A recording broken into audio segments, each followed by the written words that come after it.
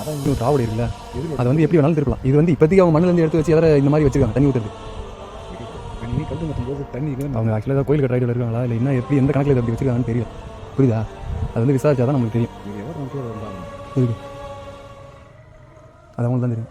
இது எடுத்து இப்போ யார் இதை எடுத்து வச்சு பூஜை பண்ணுறாங்களோ அவங்களுக்கு தான் தெரியும். ரெடர் கோழி தானே? கல் வந்து வெள்ளக்கல் என்ன ஏன்னா கல் வந்து வெள்ளக்கல் இருக்குது ஆவடி தான். இது வந்து செஞ்சி கல். செஞ்சி சைட்லலாம் வெள்ளக்கல் தான், வெள்ளக்கல் தான். திருவகர் கல் வந்துன்னா கருப்பு கல் வரும். நந்தி இல்லை, ஆனால் பெருமான் கிட்ட வந்து நந்தி இல்லை. சாமி மட்டும் வெட்ட வெளியில் தனியாக இருக்காரு.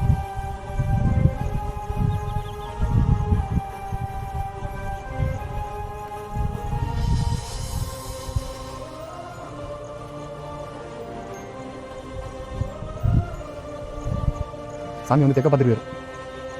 இதுதா